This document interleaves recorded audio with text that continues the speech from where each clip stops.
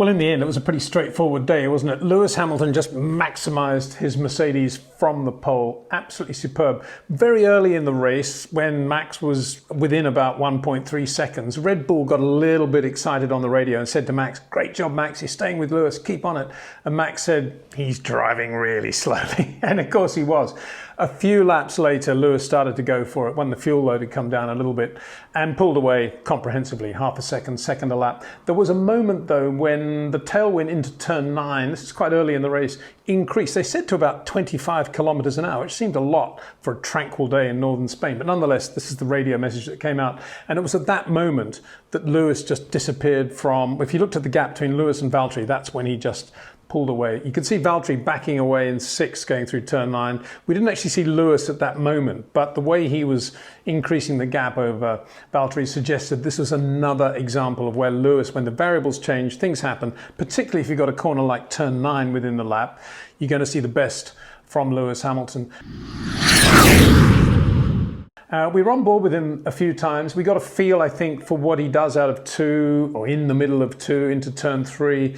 But the most amazing thing about Lewis at the moment when you're with him is just how much time he has for everything. I said in a couple of videos ago that he's probably the most patient driver in Formula One, and I stand by that. There are moments when at turn 5, the tight left-hander or the hairpin at the end of the back straight, when you've been on board with a Daniel Kvyat and it's bam, bam, bam, bam, one of these, and you get on Lewis and it's boom, boom, boom. Everything's happening in a rhythm and there's just one movement on the steering wheel. And this isn't because the car is glued to the road. This isn't because the car is easy to drive. This is because Lewis is doing a lot with his footwork. He's got a stable platform going into the corner. And of course, he knows that car inside out. He can feel that car probably better than any race car he's ever felt on the road, I'd be willing to suggest. If he's saying things like, "I didn't even know it was the last lap of the race," you know that this is a driver completely in sync and in harmony with that carbon chassis around him. And he's feeling the car through every fibre of his being, feeling the surface of the road through every fibre of his being. And it was just wonderful to watch. There was a moment late in the race when, about 2/3 of the way through the race, when Mercedes was suggesting that Lewis should come in and maybe put on a new set of, or put on a set of softs. I don't think they're going to be new or used. And Lewis said, no, I love these tyres. I don't want to go to the soft, which was nice, wasn't it? You know, I feel comfortable with this. Let's just do it and stay on the medium. And they did keep him on the medium. So they're listening. Amazing. Speaking of radio interchanges, there was a lovely one as well between Max and Red Bull, apart from the one when they said, "You're doing really well, Max, you're staying with Lewis." And he said, yeah, he's just driving slowly.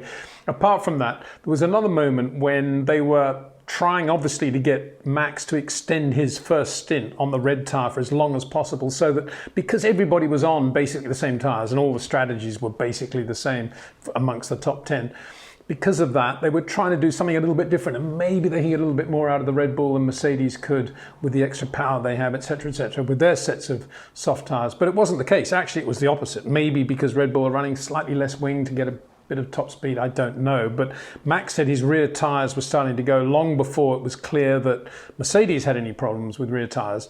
And at that moment, Red Bull was saying, "Stay out, Max, you're doing a good job." And Max was saying, "I've lost the rear tyres." And then he was saying the car is just getting worse and worse every lap. Implication from Max Verstappen, I know what I'm talking about. I want to come in, let's put on a new set of tyres, let's get the most out of this car, taking the overall race package into account. And they said, "No, Max," and it went on like this. And in the end, Max said something like, "Look, let's just drive our own race, let's just do our own thing, get the best from this car, not worry about them. We were slower than them on the soft tyre."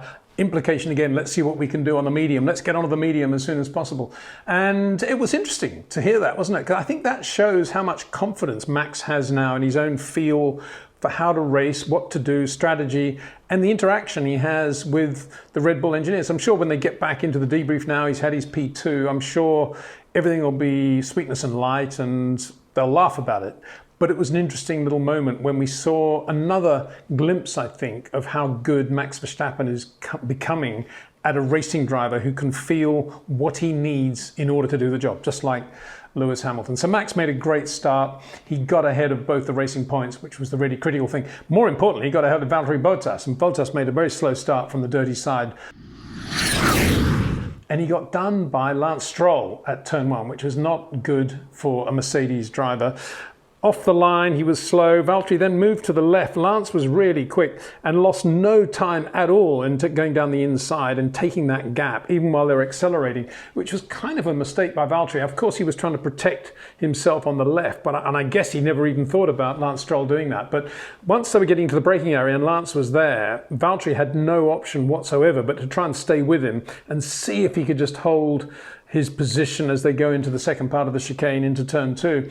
But Lance wasn't having any of that. He didn't back away. Very nice bit of driving by the Canadian.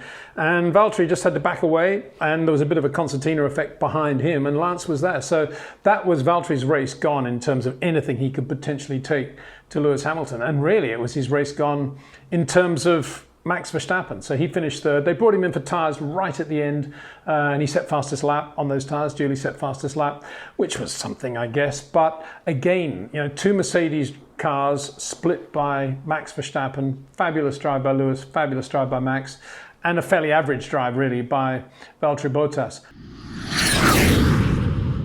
P4, P5, the 2 racing points, as predicted, they did very well. Lance made that good start, and thereafter I think he felt he had earned his track position over Sergio Perez. Of course, Lance owns the team, so Sergio, I think, possibly could have put a bit more pressure on Lance had it been another car of about the same performance in the first and the middle stints, but didn't. He was always there or thereabouts. At one point, Lance said, I thought Sergio was supposed to be managing his tyres. He was cramping his style a little bit. So Sergio backed away at that point. I guess he's a little bit nervous about ever upstaging Lance in that sort of situation where you've got to really do something dramatic to overtake. And although he got a 5-second penalty, he still finished 5th on the road. So yeah, not a bad day, very good day for Racing Point Mercedes, you could say, given where they've been over the last 3 or 4 years, although they weren't able to take the race at all, of course, to the factory team or to Max. And indeed, Lance was lapped by Lewis before the end of the race. Very, very good drive into 6th place by Carlos Sainz in the McLaren Renault. Of course, no Spanish crowd there, but the Spanish audience would have loved that. Carlos delivering on the day and beating, for him to get beaten by the Racing Points, no disgrace whatsoever, but for Carlos to beat Alex Albon in the other Red Bull, amazing performance. And of course, Sebastian Vettel in the Ferrari, but that's another story. We'll get onto that in a second. So fabulous drive by Carlos Sainz. Congratulations to him. He was ahead of Lando all day, but Lando too drove well. He was in traffic most of the time. Really interesting battle between him and Pierre Gasly at the back end of the race. 2 of the young guns of Formula One, 2 of the future stars of Formula One. Well, they're stars already, aren't they? And they were both on medium tyres with about the same mileage on them. Lando couldn't get past him in the end, and as they crossed the line, checkered flag coming out, he said something along the lines of, Pierre's been moving too much under braking, and they said they were going to look into it. But this was a really good performance by both drivers. That was for 9th and 10th. That's how they finished, Pierre Gasly, Lando Norris. But let's just get back to Carlos Sainz's drive to 6th place. For a while, as the closing phase approached, he was behind Sebastian Vettel's Ferrari. And Sebastian at this point was on the soft tyre. Of course, he'd started on the medium. And Ferrari was saying to Sebastian, do you think you can make it to the end on that soft tyre? And Sebastian said, as he would, well, this is what we talked about earlier, or I said something about this earlier, which kind of translates into, yeah, well, let's give it a go.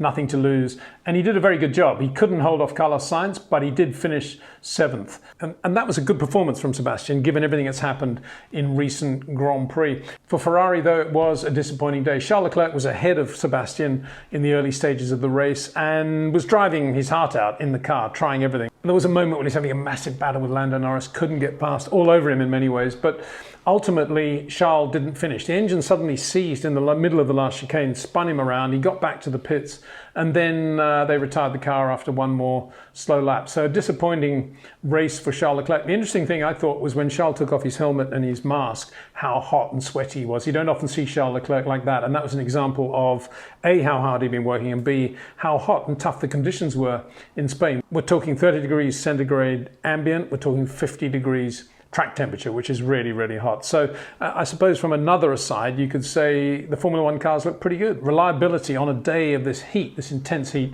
was actually not bad at all. So Sebastian finished 7th behind Carlos Sainz, but ahead of Alex Albon in the other Red Bull. Incredibly, in the build-up to the race, there were stories going out about could Alex Albon make the podium here in Barcelona. Not sure if they've been watching qualifying and practice, but anyway, Alex was always in trouble. He went onto the hard tyre early on, which didn't do him any favours, but even then he was struggling with understeer the back end of the race when he was kind of on the same tyres as everybody else. And it all comes back to how soft and supple his general touch is, but how long his corners are and how much energy, therefore, he puts through the tyres relative to, say, Max Verstappen. Alex is driving a car that should have been up there with the racing points, but he only finished 8th, so it was another bad day for Alex Albon. So that was kind of it for the race. I thought Valtteri Bottas made a very good point when he said about half distance, when he was obviously getting a bit hot running in traffic, that the black overalls that he and Lewis are now wearing are not really good in the heat. Hadn't really thought about that, but it is a good point. I'm not sure it's politically correct to say it. We know why they're in black overalls. We know why the car is black. But anyway, Valtteri said that. Having said that, he's got quite a lot of black on his helmet, so that isn't probably good for the heat either. So there we are. Bit of a break now before the Belgian Grand Prix. A 2-week break seems like a massive amount of time. Belgian Grand Prix. But we'll be back this week with our midweek espresso, and we have a look at the Formula 3 and Formula 2 races and a bit more Formula 1 news as well, and a special look at the 7 one-hour Formula 1 documentaries that will be airing from September 12. I've been lucky enough to have been a part of that, getting involved in the interviews and other aspects of its production. There's a lot to talk about. I think you're really going to enjoy it, so we'll be looking at that in the next few days as well. See you then.